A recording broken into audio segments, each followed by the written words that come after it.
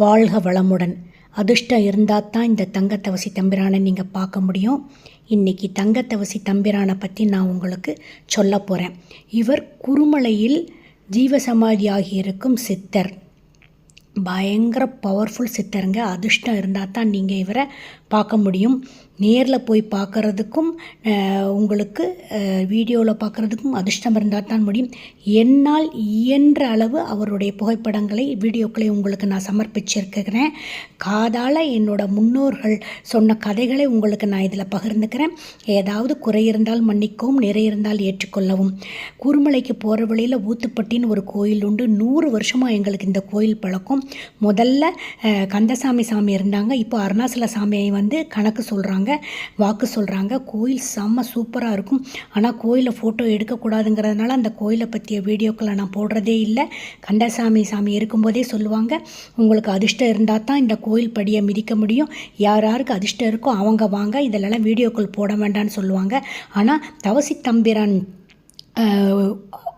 தம்பிரானை கும்பிடுவதற்காக ஊத்துப்பட்டியிலேருந்து வருஷத்துக்கு ஒரு முறை போவாங்க. தாளையுத்து சாமி கும்பிடுறதுன்னு நாங்கள் சொல்லுவோம்.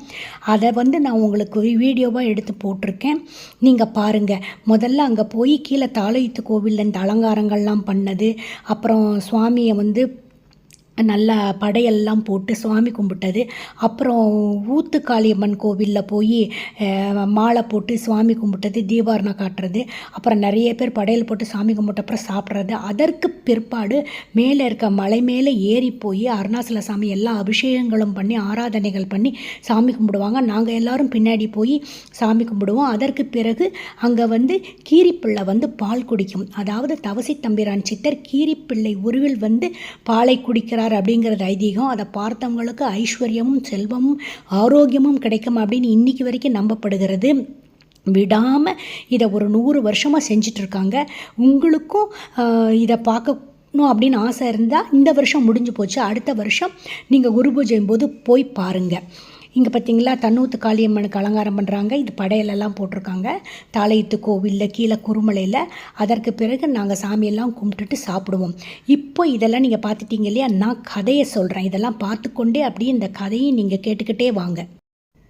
குருமலையில் அருளும் தவசி தம்பிரான் சித்திரை பற்றி தான் நாம் இந்த வீடியோவில் பார்க்க போகிறோம். தூத்துக்குடி மாவட்டம் கோவில்பட்டி நகரின் அருகிலே சுமார் 13 கிலோமீட்டர் தொலைவில் அமைந்துள்ள ஒரு சிறிய கிராமம்தான் குருமலை. குருமலை அப்படின்னு ஆரம்பத்தில் இது சொல்லப்பட்டிருக்கு. அதாவது குருமார்கள் நிறைந்த இடம், அதனால் குருமலை அப்படின்னு சொல்லியிருக்காங்க. அது மருவி இப்பொழுது குருமலை அப்படின்னு சொல்கிறாங்க. இங்கே போகிறதுக்கு உங்களுக்கு பஸ் இருக்குது. கோவில்பட்டியிலேருந்து ஒரு 1 hour ஆகும் இங்கே ட்ராவல் பண்ண. பஸ் இருக்குது. வழி முழுவதும் நல்ல செம்மண் தான், சரல் பாதை தான் இருக்கும். 2 பக்கமே குறுங்காடு தான். மேலே தவசி தம்பிரானை நீங்கள் பார்க்க போகும்போது குருமலையில் இறங்கினா பஸ் இறங்கின இடத்துக்கு ரைட் ஹேண்ட் சைட் பார்த்திங்கன்னா ஒரு பெரிய குளம் இருக்கும். அதுக்கு எதிர்த்தாப்பில் கோயில் இருக்கும். இது ஐயனார் கோயில்னு சொல்கிறாங்க. நாங்கள் தாளையுத்து கோயில் தான் சொல்லுவோம். ஊத்துப்பட்டியிலேருந்து போகிற நாங்கள் எல்லாருமே இதை தாளையுத்து கோயில் தான் சொல்லுவோம். இங்கே தான் படையல் போடுவோம், சுவாமி கும்பிடுவோம். அதற்கு பிறகு தவசி தம்பிரானுக்கு மேலே போய் அபிஷேக ஆராதனைகள் செய்து வழிபடும் வழக்கம் தொன்று தொட்டு காலமாக இருந்து வருகிறது. இந்த கோயிலுக்கு பக்கத்தில் ஒரு ஊற்று இருக்குது. அந்த ஊற்று எப்பவும் வற்றாத நீரூற்று வந்து கொண்டே இருக்கும். எந்த கோடை காலமாக இருந்தாலும் இதை வற்றாது. நீங்கள் அதை சுவைத்து பார்த்தீங்கன்னா தண்ணீரும் அவ்வளவு சுவையாக இருக்கும். இங்கே ஒரு காளியம்மாள் இருக்கிறா. இவளை தன்னூத்து காளியம்மன் அப்படின்னு நாங்கள் சொல்லுவோம். இந்த அம்பாளுக்கும் இன்றைய தேதியில் மேலே தம்பிரானுக்கு அபிஷேகம் நடத்தக்கூடிய இன்றைய தேதியில் என்ன பண்ணுவாங்கன்னா, அம்பாளுக்கும் மாலையெல்லாம் போட்டு எல்லாம் மரியாதையெல்லாம் செஞ்சு படையலெல்லாம் போட்டு சாமி கும்பிட்ற வழக்கம் தொன்று தொட்டு இருந்து வருகிறது. அதற்கு எதிர்த்தாப்பில் ஒரு கல் இருக்கும். அது குருநாதர் அப்படிங்கிறது ஒரு ஐதீகம். அவரையும் சாமி கும்பிடுவோம் நாங்கள். அதன் பிறகு மலை ஏறி மேலே போவோம். மலை ஏறுற இடம் ஃபுல்லாக உங்களுக்கு பாறைகளாக தான் இருக்கும். பாறைகள் பார்த்திங்கன்னா ஒன்றின் மேல் ஒன்றி அப்படியே அடுக்கி வச்ச மாதிரி இருக்கும். பார்க்குறதுக்கு ரொம்ப ஆச்சரியமாகவும் வியப்பாகவும் இருக்கும். இப்போ காற்றெல்லாம் ரொம்ப அடித்து கொஞ்சம் மழையெல்லாம் பெஞ்சு அந்த பாறைகள் மாற்றங்கள் ஏற்பட்டிருக்கு. பாறைகள் கொஞ்சம் அரிச்ச மாதிரி இருக்குது. ஆனால் அந்த காலத்தில் பார்த்திங்கனாக்கா பாறைகள் ஒன்றன் மேல் ஒன்றாக ஆச்சரியம் தரக்கூடிய விதையில் அமைந்திருக்கும் அப்படின்னு முன்னோர்கள் சொல்லுவாங்க. இப்போவும் சில பாறைகளை நீங்கள் அப்படி பார்க்கலாம். நீங்கள் மேலே ஏறி தவசி தம்பிரானை பார்க்க போக போக போக அந்த ஏரியா பயங்கர காமாக இருக்கும். காற்று செம்மையாக அடிக்கும். இந்த இடம் ஃபுல்லாக அபூர்வமான மூலிகைகள் நிறைந்த இடம். ஆனால் பசுமையான காடு அப்படின்னு நம்ம சொல்ல முடியாது. அந்த காலத்தில் நிறைய விலங்குகள்லாம் இருந்திருக்கு, நிறைய குருமார்கள்லாம் இருந்திருக்காங்க, இப்போவும் அங்கங்கே சமாதி ஆயிருக்காங்க அப்படின்னு சொல்லப்படுகிறது. இப்போ முட்களும் பாறைகளும் நிறைந்த காடாகத்தான் இது காணப்படுகிறது. ஆனாலும் இங்கு மூலிகைகள் மிக மிக அதிகமாக கிடைக்கும் அற்புதமான காடு இது அப்படின்னு சொல்கிறாங்க. ரொம்ப விஷயம் தெரிஞ்சவங்க இங்கே போய் மூலிகைகளையும் கலெக்ட் பண்ணுறாங்க. இப்போ குன்னிமுத்து மரங்கள் இருப்பதை நாம் காணலாம். குன்னிமுத்து மரங்கள் நிறைய இந்த பகுதியில் இருக்கின்றது. குகையோட முகப்பில் ஒரு சிறு லிங்க வடிவில் நம்ம சுவாமி காணப்படுகிறார், தங்கத்தவசி தம்பிரான். இவரை பற்றி காது வழி கேட்ட செய்திகளை நான் சொல்கிறேன். குறையிருந்தால் மன்னிக்கவும், நிறைய இருந்தால் ஏற்றுக்கொள்ளவும்.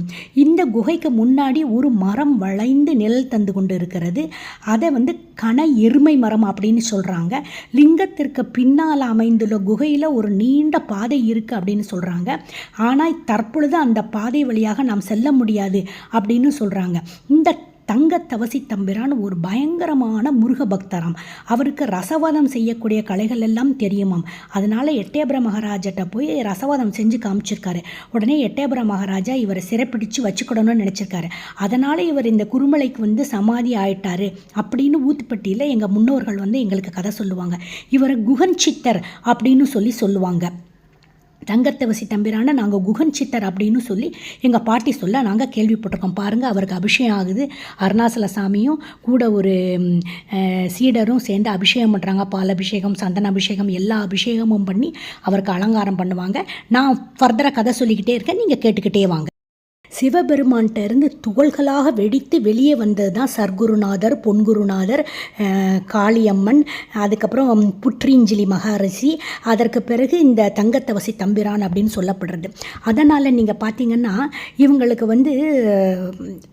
வாக்கு வரும். வாக்கு வருதுன்னா அவங்க கவி பாடுவாங்க. கவி பாடி நிறைய பேரோட குறைகளை கேட்டு அவங்களுக்கு நிவர்த்திகள் எல்லாம் சொல்லுவாங்க. அதே மாதிரி அவங்களுக்கு ஏப்பமாக வரும். இன்றைக்கி நீங்கள் ஊத்துப்பட்டில் சித்ரா பௌர்ணமி என்றைக்கு போய் பார்த்தீங்கன்னா ஆஞ்சநேயர் நிறைய பேருக்கு வருவாங்க, படையல் போட்டிருப்பாங்க. ஆஞ்சநேயர் அந்த பழங்களையெல்லாம் சாப்பிடுவாங்க. நிறைய பேருக்கு ஏப்பம் வரும், நிறைய பேர் கவி பாடுவாங்க. அதெல்லாம் உண்மையிலேயே நீங்கள் நேரடியாகவே பார்க்க முடியும். ஒரு அற்புதமான கோயில் இது.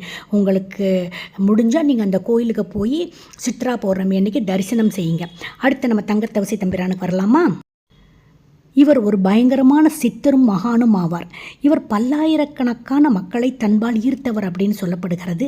பல்லாயிரக்கணக்கான பக்தர்களால் வணங்கப்படும் ஒரு புனிதமான சித்தர் அப்படின்னு சொல்கிறாங்க. இவர் திருநெல்வேலி மாவட்டம், தூத்துக்குடி மாவட்டம் ரெண்டுத்துக்கு இருந்தும் நீங்கள் போகலாம். கோவில்பட்டி தான் மெயின். கோவில்பட்டியிலேருந்து 1 மணி நேரம் போனீங்கன்னா நீங்கள் குருமலையை ரீச் பண்ணிடலாம். அங்கேருந்து மலை மேலே ஏறி ஒரு 4 கிலோமீட்டர்னு நினைக்கிறேன் போய் பார்த்தீங்கன்னா இவரை நீங்கள் பார்க்கலாம். இவர் பல மகான்கள் இவரை தங்கள் குருவாக ஏற்று பின்பற்றி வாழ்ந்தார்கள் அப்படின்னு சொல்லப்படுகிறது.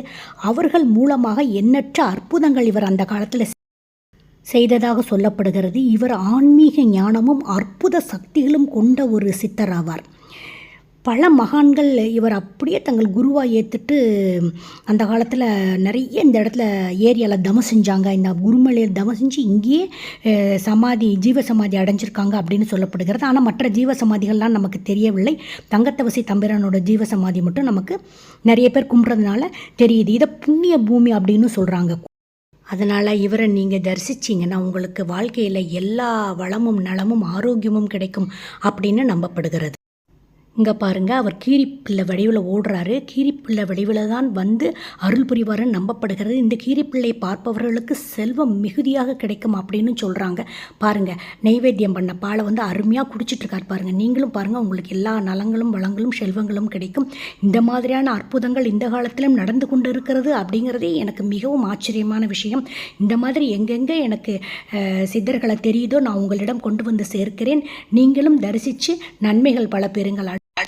சொல்லப்போனாக்க இந்த தவசி தம்பிரான் என்ன பண்ணுவாராம், கீழே தவம் செஞ்சிட்டு இருக்கும்போது அந்த காலத்துலலாம் வானத்தில் தான் பறப்பாங்க இல்லையா சித்தர்கள். அப்படி வானத்தில் பறக்க சித்தர்களை எல்லாம் தன்னோட மூலிகைகள் வாசத்தினால் அவங்கள கீழே இழுத்து இந்த குருமலையிலேயே இருக்க வச்சிருவாராம்.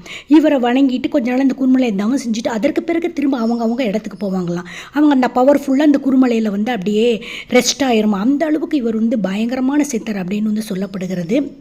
எட்டயபுர மகாராஜா இவரை சிறைப்பிடிக்கணும்னு நினச்சதுனால தான் இவர் அந்த ரசவாத கலைகள் பூரா யாரோ ஒரு ஆர்டினரி பர்சனுக்கு போகக்கூடாதுன்னு சொல்லி இந்த மலையிலேயே அவர் எல்லாம் பண்ணிவிட்டு இந்த மலையை தன்னுடைய தங்க மலையாக வச்சுட்டு இங்கேயே செட்டில் ஆனார் அப்படின்னு சொல்லப்படுகிறது.